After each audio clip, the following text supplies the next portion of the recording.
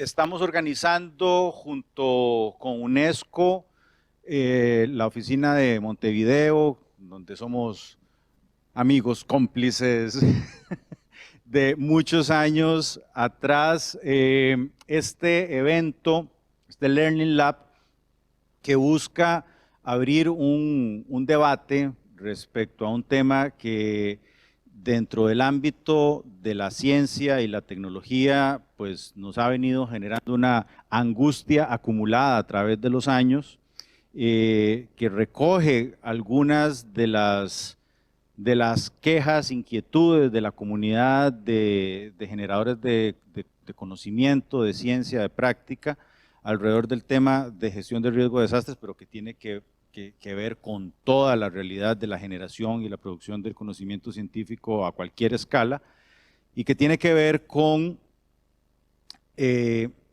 esta queja recurrente de los científicos, de los académicos, donde decimos, generamos evidencias, redactamos tesis, construimos bases de datos y proyectos van y proyectos vienen, que se supone que tienen que entrar dentro de un flujo de cambio, ¿verdad?, en donde la información o donde el conocimiento genera un cambio en la actitud de los tomadores de decisión, y yo entonces como tomador de decisión decido en función de lo que me dice la evidencia, de lo que me dicen los estudios científicos. Eso es lo que aparece en el papel, pero lo cierto del caso es que en nuestros países de Latinoamérica y el Caribe no siempre ocurre esto, y es un problema que a la comunidad científica le quita el sueño, y que desde hace ya unos años en distintos foros se está tratando de ver cómo mejorar esta interfase entre el conocimiento científico y el ámbito de la toma de decisión. Esto se ha tratado de debatir en otras instancias de una forma más o menos orgánica, y pues nos pareció, gracias al espacio que nos da UNDRR, una oportunidad muy interesante aprovechar la instancia de Learning Lab como un punto de encuentro entre cada uno de ustedes y nosotros que vamos a estar acá, para ver cómo se mejora, cómo se identifica mejor la problemática, y de voz de las expertas que nos van a acompañar hoy, cómo mejorar estos procesos de comunicación de lo que hacemos hacia la gente en la que nosotros queremos generar un cambio, llevar un mensaje claro, y nos ponemos nosotros en la posición de actores que son los que debemos mejorar la forma en que nosotros comunicamos la ciencia a las audiencias a las que nos interesa llegar. Entonces, también desde un proceso de autocrítica nos hemos dado cuenta que esta discusión la hacemos entre los científicos, hablándole a científicos y quejándonos y tratando de comunicar como científicos, pero entonces uno dice, bueno, no, preguntémosle a la gente que sabe cómo comunicar, porque claramente a nosotros no nos sale muy bien. Entonces Erika Hoffman nos va a ayudar en esta sesión. Erika es especialista en comunicación, es máster en comunicación, tiene una gran experiencia en esta interfase, en ayudar a esta interfase entre ciencia y toma de decisiones. Trabaja también en el ámbito de la publicidad, donde el proceso de comunicación tiene otros parámetros, tiene otra lógica, tiene indicadores de impacto que ciertamente a nosotros nos puede servir mucho del quehacer que Erika y su grupo de trabajo desarrollan para nuestra tarea. Muchos de los problemas que la ciencia y tecnología, y se viene discutiendo desde ayer, se discutió hoy en las sesiones de la mañana, tiene que ver con el impacto que generan los productos científicos dentro de las audiencias, y necesitamos desentrabar estos nudos que impiden que esta comunicación sea más fluida, sea más efectiva. Entonces, sin más preámbulo, Le doy el micrófono a Erika para que nos ayude, por favor, con esta duda, y seguidamente vamos a tener a una colega del SINAE que va a hacer unas reflexiones de cierre. Vamos a dejar unos 10, 15 minutos al final para el intercambio, para que ustedes aprovechen a las expertas y evacúen cualquier duda, cualquier inquietud, y bueno, luego podemos en el receso seguir. Gracias por acompañarnos y adelante, Erika. Bueno, buenas tardes a todos y todas. Gracias a ustedes por invitarme. Me tomé como el atrevimiento de modificar mínimamente el nombre del lab y le puse un ABC desde la comunicación, decía un ABC desde la publicidad, porque creo que hay que trabajar con una mirada más global. La publicidad es parte de la comunicación y es una herramienta muy útil, pero la comunicación tiene un poder mucho mayor y las campañas de publicidad, que son muy buenas, a veces cambian o modifican comportamientos en un determinado tiempo y después los comportamientos vuelven al origen, y creo que esto necesita un enfoque integral y permanente, e irse adecuando también a las nuevas necesidades. Yo armé una presentación bastante dinámica. Lo que les quiero pedir es que si tienen preguntas, si me quieren interrumpir, no quiero dar una clase. En realidad lo que pretendo es que ustedes se lleven muchas preguntas en la cabeza y algunas respuestas o algunas cosas como de mayor claridad. Entonces, esto es como el recorrido que les propongo. ¿Desde dónde voy a hacer la presentación? Comunicación y ciencia. Algunos datos, un caso que traje para que veamos, que traté de que estuviera desprendido de toda coyuntura actual, para que nos despojemos de prejuicios y de posiciones que cada uno pueda traer, y algunas preguntas que dejo como disparadores. El desde dónde tiene que ver con quién soy yo. Él me presentó muy bien. Yo estaba predestinada a ser científica. Vengo de una familia de ingenieros, químicos, economistas, lleno de profesionales de las ciencias duras. Y siempre me gustó, fui Boy Scout, o Scout porque voy. Siempre me gustó el trabajo con la gente, hice siempre mucho trabajo social, me gustaba gerenciar. Tenía mucha facilidad para las matemáticas. Iba a anotarme en la carrera de Ingeniería de Sistemas, no sé si fue la rebeldía adolescente o que me pareció que me iba a aburrir un poco en la Facultad de Ingeniería. Entonces estudié comunicación y estudié profesorado de matemáticas. Hice como una buena combinación que me permitió además tener trabajo los primeros años de mi vida, que también me resultó muy bueno. Mis dos hermanos mayores, uno es doctor en evolución, trabaja en Estados Unidos, y el otro es ingeniero y trabaja en Holanda. Tengo muchos primos, además, que trabajan o de Facultad de Ciencias y que están hoy en Uruguay, pero que han hecho doctorados por el mundo, y he hecho una práctica familiar en tratar de ayudarles a comunicar los desafíos que tienen. Entonces también por ahí la vida me ha dado como esta oportunidad de decir, bueno, mi hermano ahora, el que vive en Estados Unidos, me pasa textos en inglés y me dice, ¿se entienden? ¿Me ayudás? ¿Le das una lectura? El ingeniero también. Entonces, por ahí también tengo como esa beta. Trabajé como periodista durante muchos años en radio y en televisión. De hecho, trabajé 7 años con Emiliano Cotelo, capaz que muchos lo conocen. Fui su productora periodística, y con él armamos un programa que se llamaba Ciencia y Tecnología hace muchos años, en un momento en el que esos temas no estaban en la radio, y ahí también tratamos, con el objetivo de tratar de acercar temas que parecen áridos y que a la gente le deberían importar, sacándonos esa capa de decir cómo la gente esto no le interesa, ¿no? Y se ocupa de otras cosas, con el desafío de que tiene cada uno, los científicos y los periodistas, que también es nuestro rol, ¿no? de trabajar en conjunto para acercar temas que deberían ser de importancia y relevancia para la gente.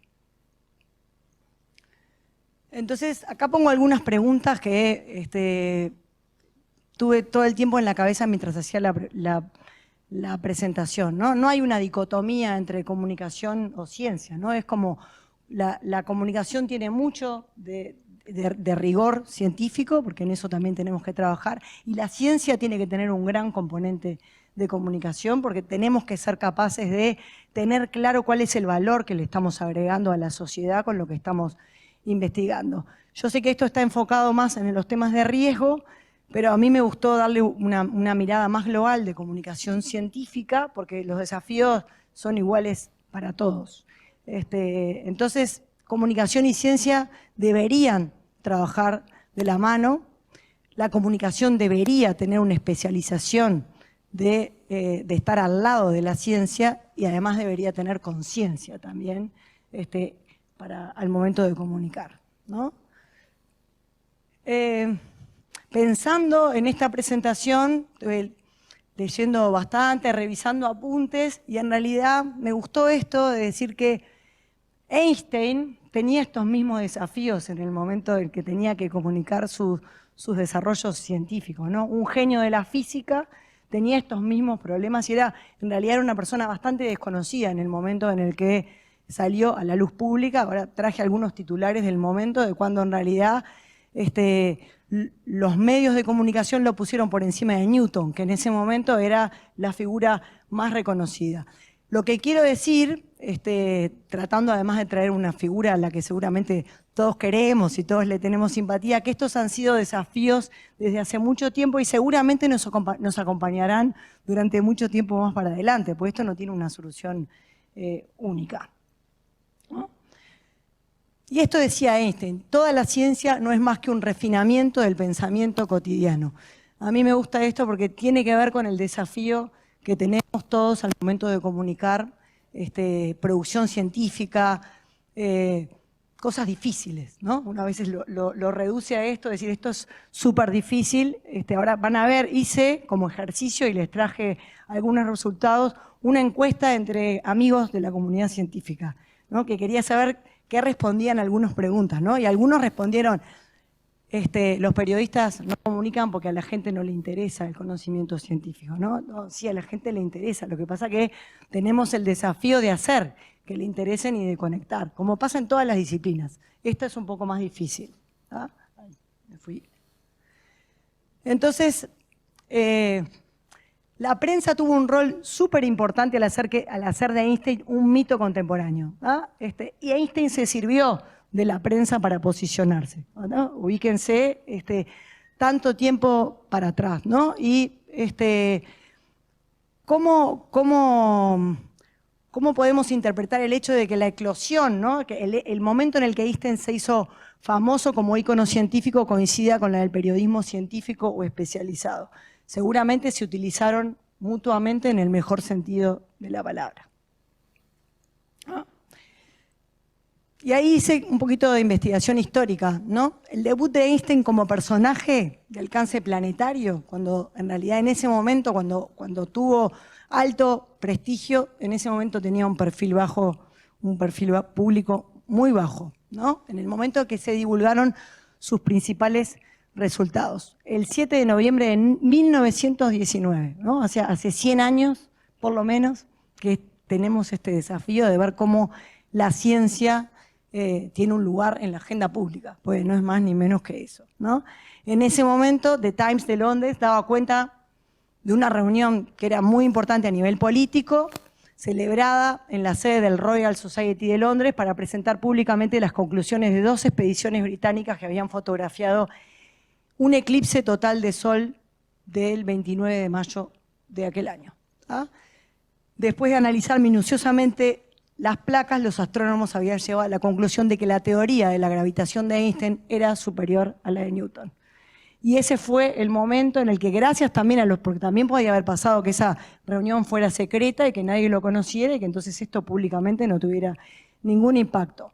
Pero The Times tituló así como lo ven: The Revolution in Science, Einstein versus Newton, ¿no? Y uno a veces hoy mira y dice, tenemos periodismo amarillo, pensamos que es uno contra otro. Hace 100 años pasaba lo mismo. 2 grandes investigadores y así lo utilizaban. ¿Pero qué es lo que generaba eso? generaba conversación. La gente se interesaba y a través de eso llegaba, no digo que sea la única forma, pero ahora traje algunos ejemplos de qué cosas nos ayudan a poner en agenda y a que a la gente le interese lo que estamos diciendo. Otro aspecto bien importante es que esto no fue espontáneo. No fue que se divulgó espontáneamente porque un periodista se interesó en la reunión y fue a ver qué era lo que pasaba. Fue una difusión de resultados planificada como parte de las expediciones. Entonces eso es una cosa bien importante de la comunicación científica, ¿no? Y tiene que ver con también cómo se ha modificado la propia comunicación que antes se consideraba como difusión, ¿no? En todos los proyectos que había, siempre, y en los de cooperación en particular, muchos trabajé yo, cuando estaban los resultados de un proyecto había como un presupuesto para difundir, ¿no? Y entonces vos eras comunicador, te contrataban y te decían, ahora con todo esto, hacé lo que puedas. Pero el proyecto no tenía considerada la comunicación como un componente transversal que hacía que todo lo que el proyecto fuera haciendo, e incluso pensaba el propio proceso del proyecto en función del impacto que podía tener comunicacionalmente. Porque eso tiene una relevancia súper importante. Si hacemos cosas de las que nadie se entera, no es que no sea bueno que las hagamos, pero en realidad pierde muchísimo valor. Entonces, cuando ocurrió eso, fíjense que The Times hacía 10 meses que informaba sobre el desarrollo de la expedición. Cuando la información estuvo, la opinión pública estaba casi que a punto de caramelo para recibirlo, por decirlo de alguna manera. Y eso es también algo que hay que planificar con los medios de comunicación como aliados, no pensando que no son capaces de difundir porque los periodistas no están capacitados, porque no tienen suficiente tiempo para leer. En realidad se trata de ganar-ganar, ¿no? Los periodistas tienen que poder acceder lo más fácilmente posible a la información y en eso los que trabajan en ciencia tienen un desafío de poder ayudarlos y los científicos tienen que poder ganar gracias a que los periodistas los ayudan con la difusión de la información. Este era el titular. Otro de los titulares que aparecía. Luces colgando en el cielo. Hombres de ciencia más o menos excitados por los resultados de las observaciones del eclipse. La teoría de Einstein triunfa. Las estrellas no están donde parece o habíamos calculado que debían estar, pero que no se preocupe nadie, decía el titular de prensa. Como ven, tiene un fuerte componente de empatía, ¿no? Esa cosa de decir, yo pensaba que estaban ahí y no están, lo que le pasa a cada uno cuando mira el cielo, ¿no? Entonces eso me gustaba porque ejemplifica en cada caso lo que seguramente tenemos que tratar de hacer y tenemos que ayudar también a que los demás hagan.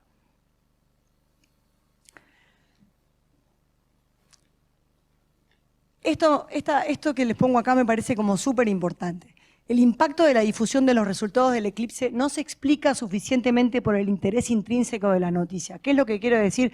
Que quizás hubo otras noticias más importantes que esta y tuvieron menos impacto en la opinión pública.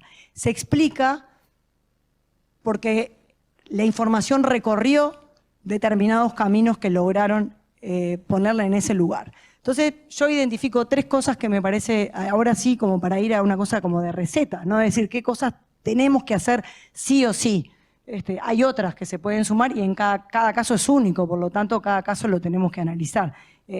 Pero el primero de los elementos que hay acá, que alentó el interés por la relatividad, es la incomprensibilidad de la teoría. A la gente le parecía difícil y entonces necesitaba que alguien se lo explicara y generaba mucha conversación pública, que eso es lo que necesitamos muchas veces que ocurra, que la gente discuta, converse, se interese, ¿no? Entonces generó controversia en la agenda pública. El tema estuvo ahí y la gente conversó sobre él. En segundo lugar, la teoría era atractiva. Se expresaba en un lenguaje común, a pesar de que era difícil de entender, había un intento de acercarlo y sugerente que creaba una ilusión de inteligibilidad. Acercar al lenguaje de la ciencia a la vida ordinaria, a la vida común y corriente, a la vida de todos los días. Ese es, siguiendo esta frase magnífica que les puse al principio de Einstein, eso es parte de lo que tenemos que hacer. Y la tercera causa tiene que ver con el clima social y político. Esto en el sentido más neutro de la palabra, es decir, pensar el contexto. qué es lo que está pasando y cómo esto impacta en el contexto. En ese momento eso era muy relevante. Seguramente hoy un eclipse de sol no genere la misma controversia que generó hace 100 años. Hoy hay otras cosas que nos importan, que nos motivan, y es el rol también del científico y del periodista, trabajando conjuntamente, de encontrar ese valor. Eso que tengo que primero tener claro. Yo trabajo con científicos, trabajo con empresarios, trabajo con investigadores de distintos orígenes, y uno de los ejercicios que más me gusta es pedirle que me explique y que escriba en un párrafo a qué se dedica, qué es lo que hace y cuál es el valor que agrega. Da mucho trabajo y hay un ejercicio de decir, escribilo 10 veces. Escribilo una vez, léelo al rato, volvelo a escribir hasta que te parezca que lo que escribiste ahí es lo que representa lo que vos hacés y que ayuda a que el otro lo entienda, ¿no? Y eso ayuda después mucho en la oralidad, porque cuando uno escribe bien las cosas, después también las puede expresar, ¿no? Entonces, para mí estas 3 cosas, estar en la conversación, acercar el lenguaje de la ciencia a la vida cotidiana y pensar en el contexto, son 3 tips que me parecen muy importantes al momento de comunicar cualquier cosa, y en particular todo lo que tiene que ver con ciencia. Lo otro que tiene que hacer la comunicación científica es esta combinación entre difusión y diálogo social, ¿no? Más que nunca la ciencia necesita estar al alcance de la sociedad de forma abierta y entendible. No alcanza con hacer una campaña de difusión y no alcanza con hacer una campaña de sensibilización. Necesitamos saber cuál es la devolución que nos hace la sociedad o distintos grupos en los que impacta de lo que nosotros estamos investigando, generando, comunicando, ¿ah? Eso también es lo que genera cercanía, y la ciencia tiene un rol muy importante de ocuparse también de lo que a los distintos grupos de seres humanos nos importa.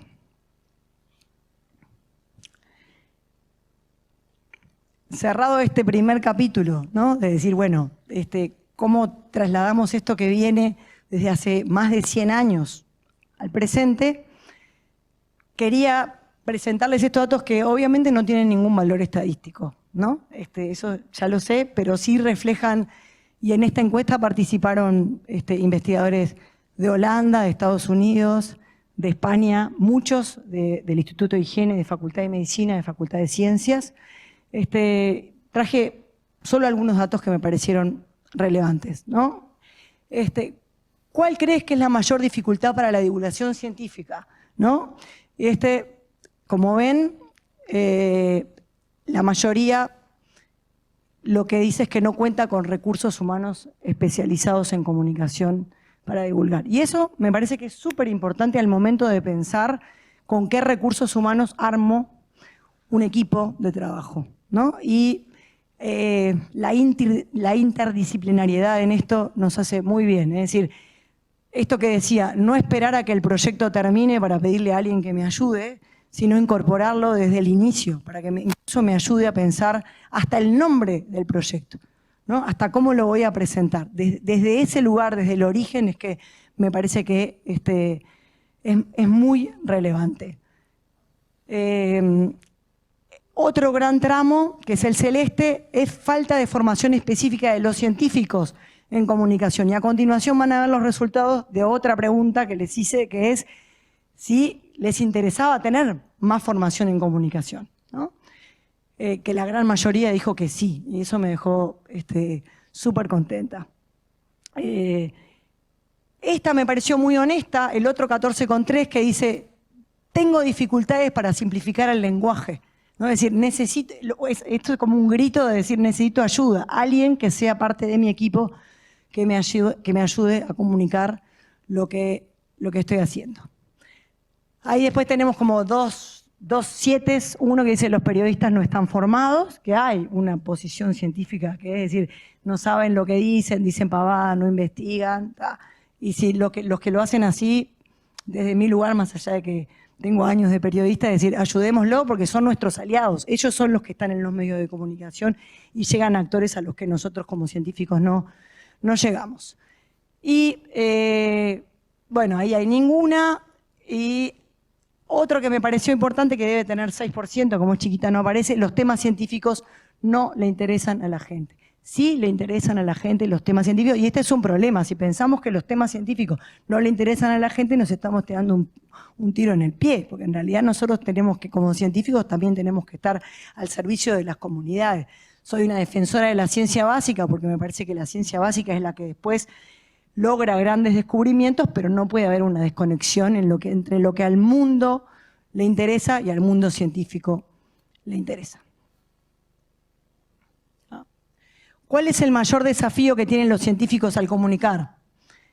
Esto era una pregunta abierta, ¿verdad? La otra era cerrada, daba categoría. Damos demasiados detalles, que lo hagan a través de un lenguaje accesible, poder entender a su audiencia, encontrar un punto de entendimiento común para explicar de forma sencilla temas complejos, transmitir la relevancia y el impacto de la investigación por más básica que sea, la falta de formación u orientación que permita identificar los contenidos con potencial y cómo transmitirlos, el lenguaje técnico y la especificidad de las áreas de investigación, espacio en los medios y falta de manejo en medios de comunicación y transmitir la importancia de nuestro trabajo de manera que enganche a la gente.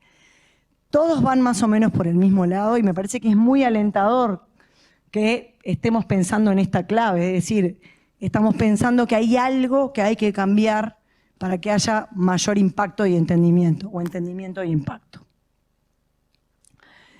Esto me pareció buenísimo, es decir, nosotros científicos decimos a la gente no le interesa lo que nosotros hacemos, y entonces hay una pregunta de decir, ¿cuánto lees tú de temas que no sean de tu propia área, pero que tengan valor científico? Porque si no, no le podemos pedir a la gente que se interese por cosas que no le tocan la vida cotidiana, ¿no?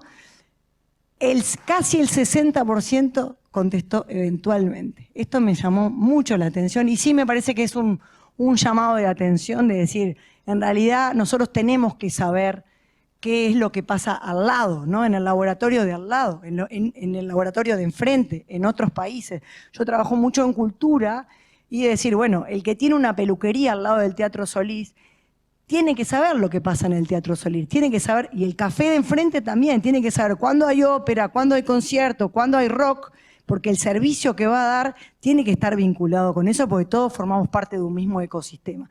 Entonces, esto también tiene mucho que ver. Después, me gustó este 21% que dice, siempre que se publica algo lo leo, me resultó alentador. Solo si me lo envía un colega como recomendación, cuando se refiere a temas que me interesan o preocupan. Acá me parece que hay para trabajar también, de decir, bueno, alentemos a que todos o nos interesemos más por el ecosistema de la ciencia. Y este es el último, que a mí me dejó muy contenta, ¿no? Casi el 30% dice que le interesa mucho mejorar sus habilidades de comunicación y un 64% que le interesa, ¿no? Hay un magro 7% que dice que no le interesa, sobre el que se puede trabajar profundamente, pero hay ahí, y eso también me parece que es un llamador de atención para todos los que trabajan con proyectos científicos para incorporar un componente desde el inicio que tenga que ver con comunicación y que mejore la performance. Para volver al mismo, si quieres obtener resultados distintos, no hagas siempre lo mismo. Entonces, si estamos estancados en un lugar, probemos a hacer las cosas diferentes, a ver qué pasa. Este es un caso que traje, dura 4 minutos, pero no sale el sonido. ¿Lo pueden habilitar de ahí?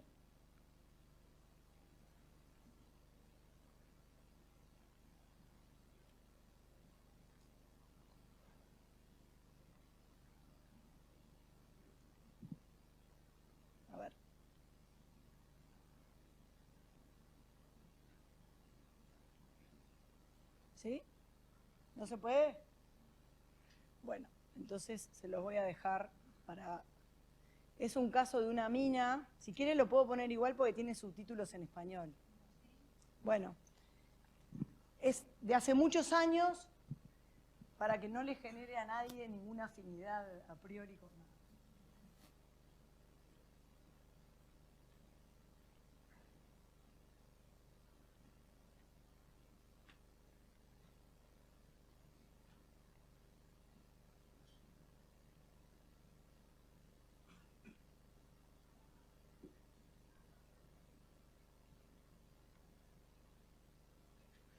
¿No? La vida del pueblo estaba en torno a esa mina. Y la gente iba a trabajar porque era lo único que había para hacer en ese pueblo.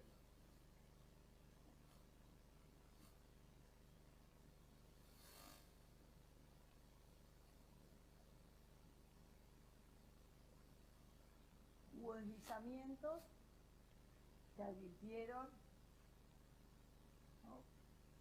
Cualquier similitud con la realidad es pura coincidencia. Lo que pasa es terrible y es que ya lo van a ver, la mina se derrumba arriba de la escuela, cuando ya no hay tiempo para sacar a los niños de la escuela.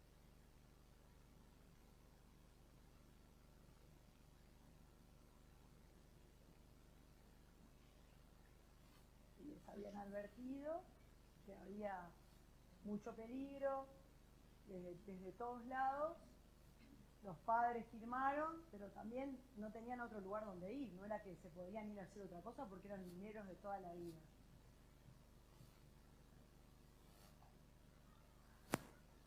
Y entonces, un día, encontraron ese hundimiento. No había teléfono, no había manera de avisar rápidamente como ahora. Cuando discutieron si avisaban o si no avisaban porque pensaron que lo podían controlar a tiempo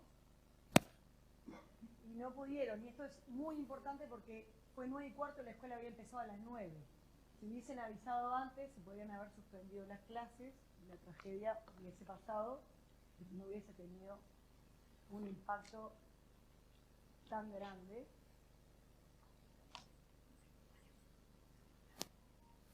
Ahí viene la avalancha y la escuela está justamente donde termina la avalancha. Ahí la ven venir.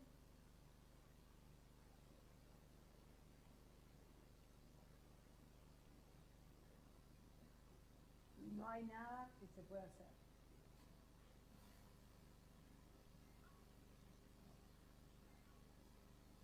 Como un terremoto. Si quieren después les dejo el caso porque verlo con sonido genera, y lo tengo editado como de los pasos sin problema. Los propios mineros buscaron a sus propios hijos durante muchos días. Era un trabajo muy difícil porque además el carbón se ponía duro, con lo cual era muy difícil seguir cavando. Bueno, sonaba un silbato cuando encontraban a alguien. Voy a ver hasta el momento en el que vean las cifras de las víctimas y después no tiene sonido, no tiene mucho sentido seguir. Pocos niños fueron sacados con vida.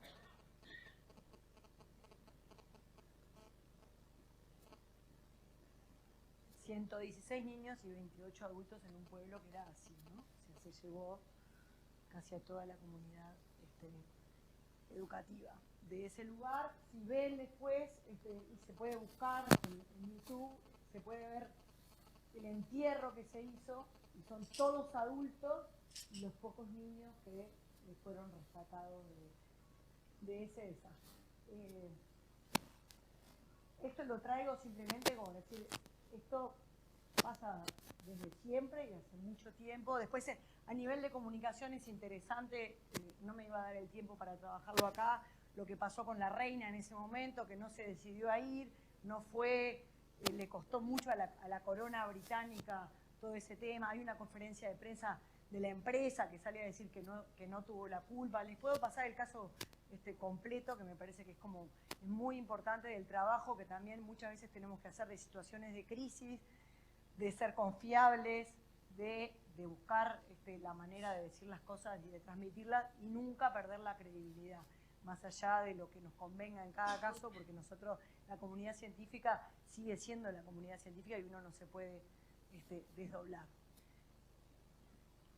Para el cierre, traje una serie de preguntas como disparadoras, más allá que después de mí va a hablar otra persona, ¿no? Ah, bueno, se las dejo y ustedes pueden agregar todas las que quieran, es decir, bueno, ¿qué rol le damos a la comunicación cada uno de nosotros? ¿Desde qué lugar comunicamos? ¿Cuáles son las prioridades al comunicar riesgo o desastre? ¿Cómo se gestiona la comunicación durante la crisis? Y esto como muy vinculado a este caso. Campañas de sensibilización, ¿para qué sirven y cómo se sostienen en el tiempo? Porque en realidad necesitamos cambios y los cambios siempre son bienvenidos. Los cambios de conducta son los más difíciles de hacer porque tienen un arraigo cultural, ¿no? Hace años que hacemos las cosas de determinada manera y lo que más nos cuesta es modificarlos. Tenemos que encontrar una razón por la cual mantener esa conducta que muchas veces nos da más trabajo. Entonces, ¿cómo hacemos que eso se sostenga en el tiempo? Eso implica una comunicación y una sensibilización permanente. No podemos hacer un trabajo un ratito y después pensar que ya lo hicimos. Los periodistas cambian, los comunicadores cambian, las generaciones cambian. Creo que es un buen momento para el mundo en el sentido de que las nuevas generaciones tienen una sensibilidad mucho mayor por los temas ambientales y de sostenibilidad que tenemos que aprovechar. Los niños y los adolescentes vienen ya como con ese ADN. ¿Cuánto tiene que ver con la ética? ¿No? De decir, de dejar a las generaciones que vienen un mundo mejor, ¿no? De conservar lo que tenemos, cuál es la narrativa. ¿La comunidad científica está fallando o en qué puede mejorar? ¿Cómo debería penetrar este mensaje? ¿Cómo comunicamos mejor para lograr cambios profundos y permanentes? ¿Cómo juegan los códigos culturales en esto y cómo buscamos puntos de contacto con la agenda pública? Esas son algunas preguntas que yo me hago permanentemente cuando estoy trabajando y las tiro acá por si alguien quiere hacerla o me quiere hacer cualquier otra pregunta. Gracias.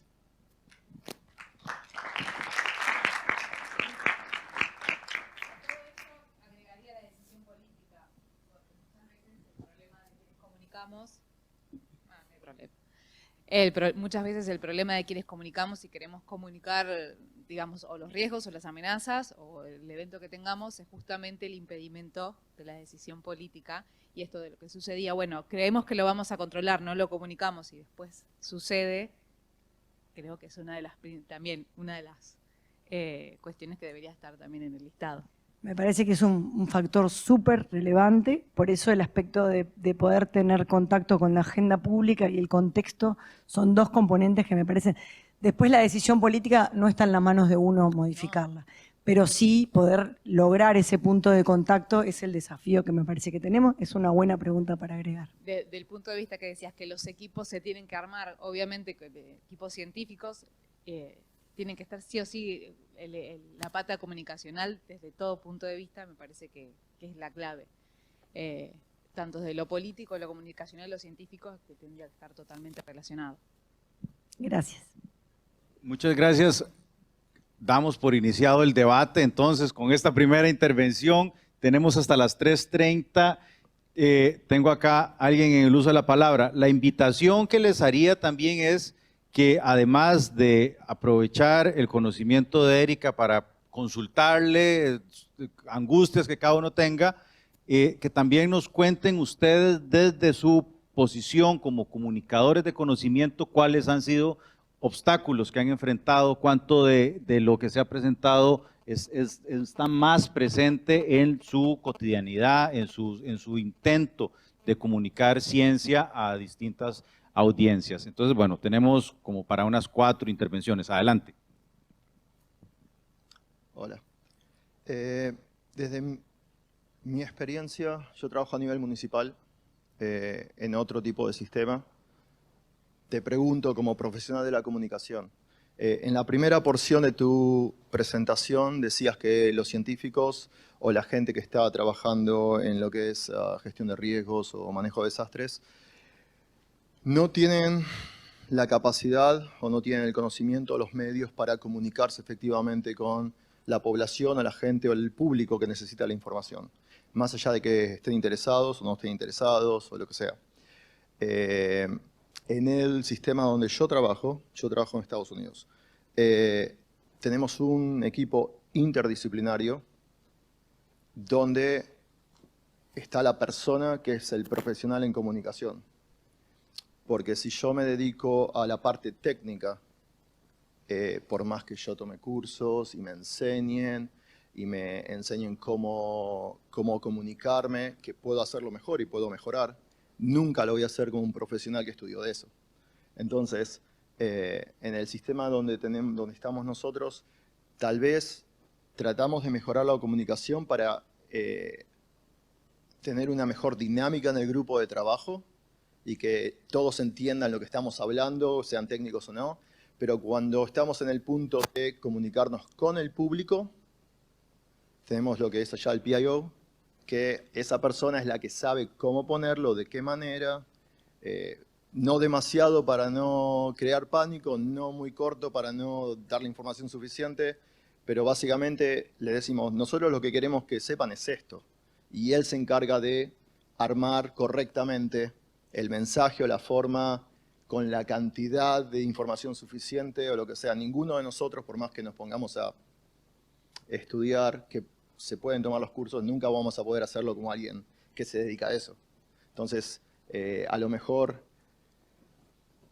cada uno es profesional en su área. Va a ser imposible que todos sepamos de... Estoy de acuerdo contigo. Igual me parece que es como muy positivo y necesario que los científicos tengan una sensibilidad diferente sobre la comunicación por dos razones. Uno, para entender que eso es necesario y que es importante trabajar colaborativamente. Esa persona de comunicación que piensa la estrategia y que piensa en qué medio, qué entrevista, cómo lo podemos hacer, tiene un know-how que el científico no tiene. Pero después, muchas veces, el periodista quiere entrevistar al científico que hizo el descubrimiento, al que trabajó. Yo quiero entrevistar a Einstein, no quiero entrevistar al representante de Einstein. Entonces, en ese caso, la persona tiene que tener desarrolladas algunas habilidades blandas que le permitan comunicar de la mejor manera posible. No se va a convertir en un comunicador ni en un especialista en comunicación, pero es re importante trabajar eso porque también hace que la persona que hizo el descubrimiento, que está embarcada en una investigación, te da mucho orgullo poder transmitirlo bien y ser parte de esa comunicación. Me parece que es como un equilibrio en ese sentido. Gracias. Sí, buenas tardes. No, venía un comentario desde lo privado, pero diferenciar en dos, creo que es muy importante la comunicación que, como en el caso del ejemplo, hay comunicaciones que son necesarias para la respuesta, parte de la respuesta. O sea, no comunicar para saber qué pasó o que eso es información posterior al evento. Muchas veces queremos demoramos responder porque queremos algo más.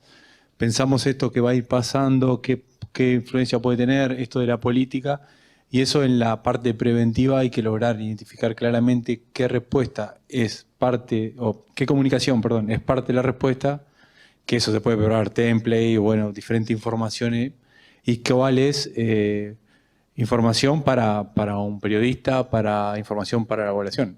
Claramente en este caso del carbón, que iba a haber un derrumbe, no era una información para el diario, sino para quien tenían que evacuar. Y eso, como no está previsto, ese caso está en The Crown, con más escenas, es increíble todo lo que demoraron, y los entiendo. Si estuviéramos ahí, hubiéramos demorado si no tenemos un sistema entrenado y saber. Y también otro punto es, casi siempre pensamos esto en grandes desastres que involucra a toda la sociedad o como decía, de municipalidad, ejército, bueno, diferente, pero lo tenemos que llevar a lo micro, a la empresa, al incendio, a eso totalmente. Está buenísimo lo que decís. Me parece que ahí hay un tema que es muy importante, que es la oportunidad. Que hay un momento para comunicar que es oportuno, aunque no tenga toda la información disponible. Tengo que poder manejarme con cierto grado de incertidumbre, porque si no las cosas después van a ser mucho peor. Entonces, en el caso ese de la mina, que les recomiendo mirar ese episodio de The Crown, porque es como un caso completo de un desastre y de un mal manejo de la comunicación. Eso pasó hace 60 años. Hoy que una empresa, que una institución, no estoy diciendo un almacén, no estoy diciendo, pero que no tenga un plan de crisis, un plan de respuesta, que no sepa qué va a decir si le pasa algo, eso para mí es como falta de responsabilidad. Es decir, todos deberíamos saber los riesgos que corremos y estar preparados para salir a decirlo y tener un comité de crisis que actúe rápidamente para salir e informar. Porque no decir nada es decir, y es lo peor que podemos hacer.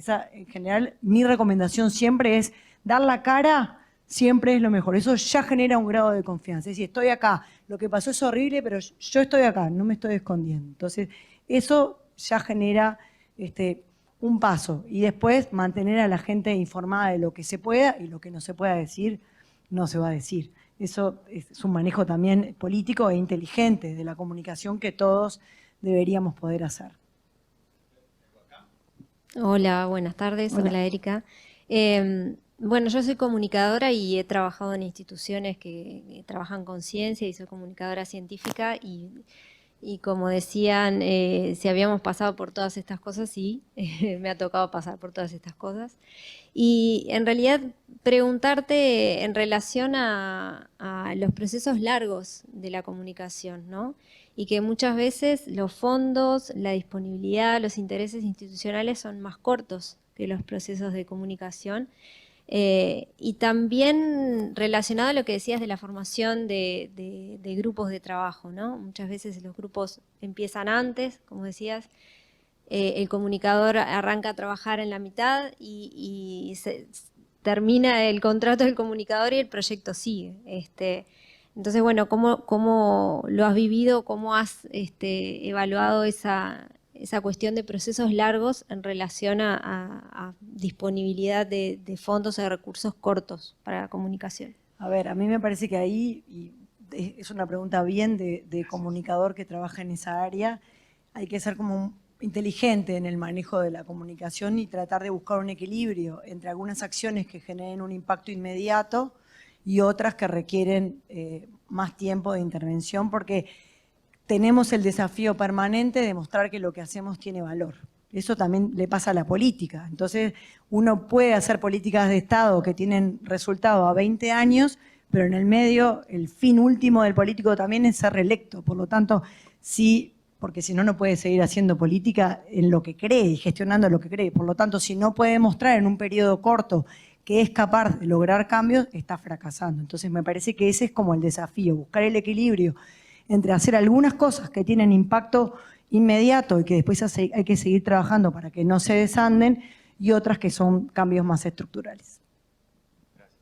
Tengo acá y cerramos allá. Y por favor, nos quedan 8 minutitos, entonces sean breves. Gracias. Bien, buenas tardes. Buenas tardes. Bueno, voy a hacer uso de esa brevedad.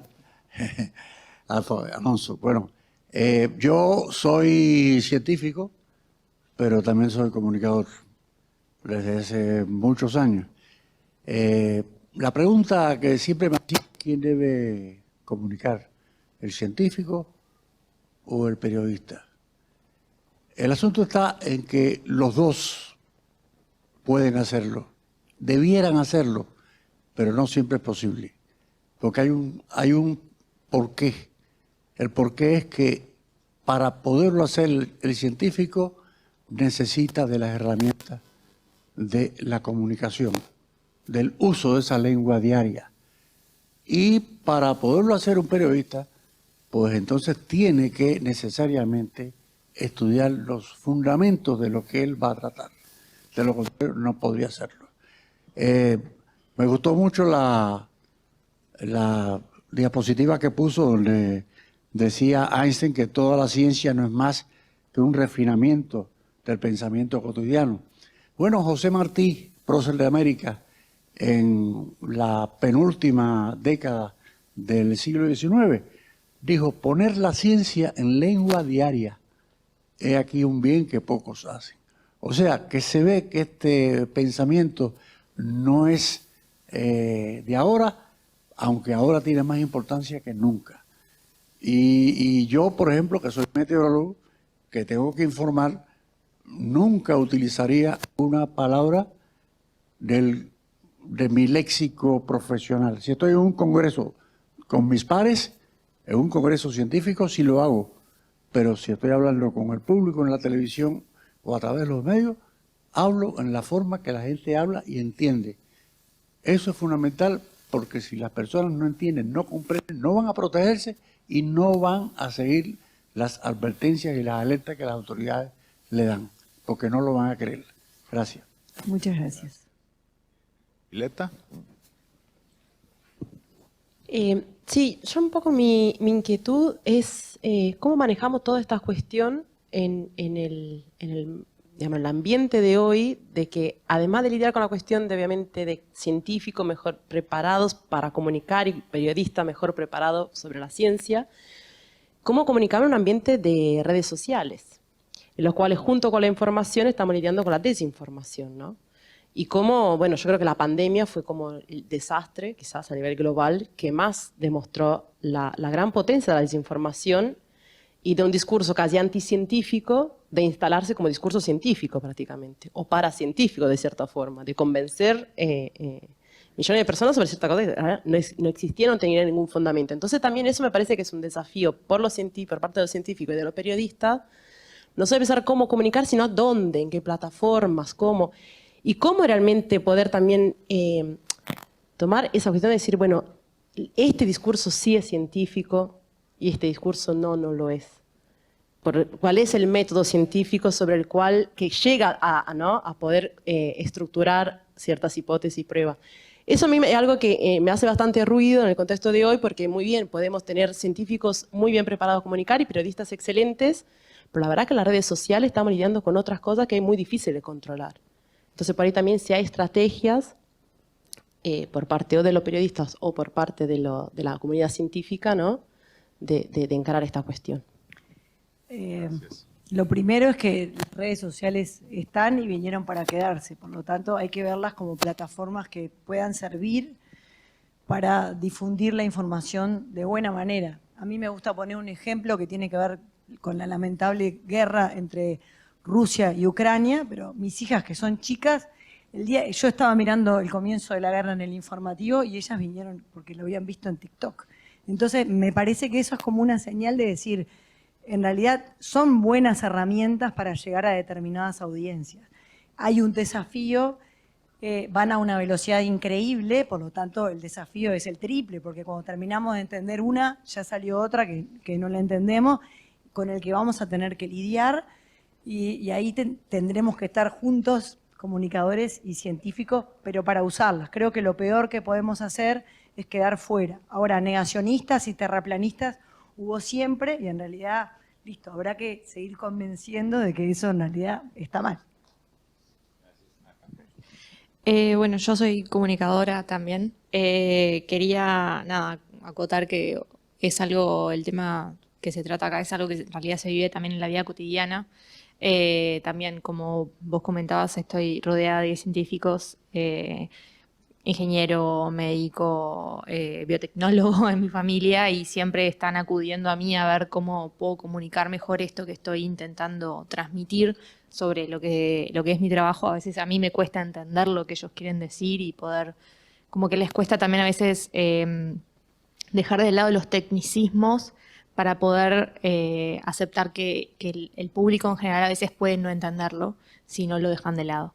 Y bueno, y por otro lado, ya yendo un poco más a el caso y las cosas con las que nos podemos llegar a enfrentar a veces los comunicadores, un poco relacionado a todo lo que ya se habló, es cómo cuando se presentan los conflictos de interés al momento de comunicar ciertos, catástrofes, desastres, tanto a nivel político como a nivel capaz empresarial, y cómo se puede lidiar con eso, ¿no? Es como algo que siempre me chocó porque muchas veces capaz que se habla más a nivel periodístico, como siempre ser objetivo y no censurar, pero al mismo tiempo hay veces que el conflicto, hasta dónde va esa delgada línea del conflicto de interés entre un descubrimiento científico o algo que pasó a nivel científico y algo que puede perjudicar tanto a la gente como a la empresa.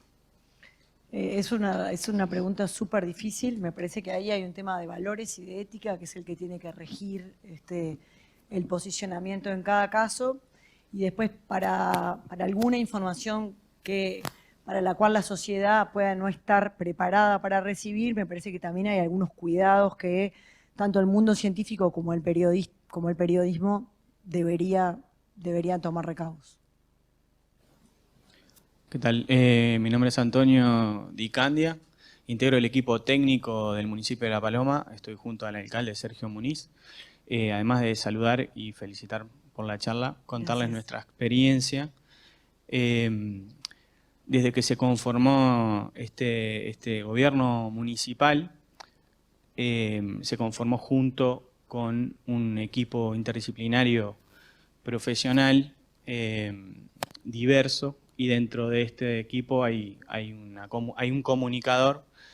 Y algo importante que queríamos mencionar es que hicimos un plan estratégico al comienzo de la gestión porque nos parecía importante, además de las otras líneas estratégicas de acción para cada uno de los problemas que tiene que resolver el municipio, una línea transversal de comunicación que durante todo el proceso, a lo largo de cada acción, se explique a la población por qué se hace lo que se hace, por qué se utilizan esos recursos, en qué se van a hacer las inversiones, porque, por ejemplo, si queremos hacer una reforestación en territorio municipal, precisamos comprar un camión de riego y a veces la población no está acostumbrada o no se entiende por qué se hace esa inversión, o una maquinaria para poder hacer cortes de árboles en altura, por qué tenemos ciclones, sobre todo en invierno, y vientos fuertes del sureste durante el resto del año en la zona.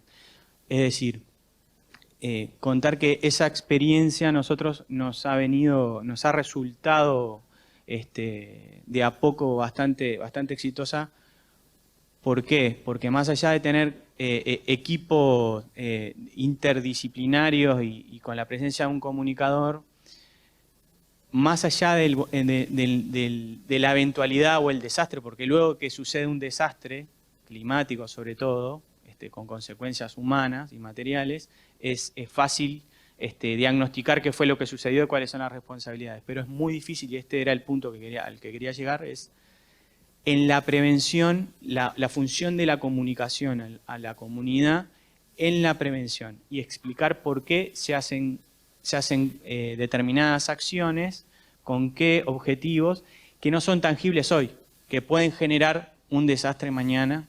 Entonces, un poco desde ese lugar, creemos que el rol del municipio como gobierno local articulador, elegido por los vecinos y las vecinas, tiene desde la política un rol fundamental en esto de la comunicación, que no debe ser solo mirado desde el periodismo o desde los académicos o la ciencia. Digamos que al menos es una mesa de tres patas, digamos, donde hay que articular. Gracias. Muchas gracias, y tenemos la última intervención acá. Muchas gracias. Bueno, me gustó mucho la frase de ganar, ganar, donde los científicos y los comunicadores pues tienen que aprender de ambas partes para poder dar a conocer la información. En el ambiente meteorológico a veces se pierde mucha credibilidad porque pues son cuestiones naturales las que hay que prevenir o predecir. ¿Cómo se puede ganar credibilidad para evitar que haya daños o pérdidas de vidas? En el caso de México, hubo un huracán el año pasado que fue Ágata. En realidad, me parece que nada más hubo 2 muertos porque el río se llevó a un niño y a su papá.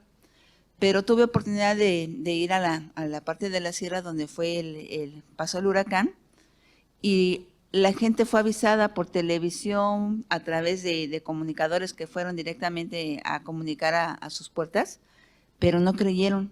Entonces, ¿cómo se puede ganar credibilidad en ese sentido? Gracias. Es una excelente pregunta. Yo no tengo una respuesta. Seguramente hay que hacer un trabajo que no sea...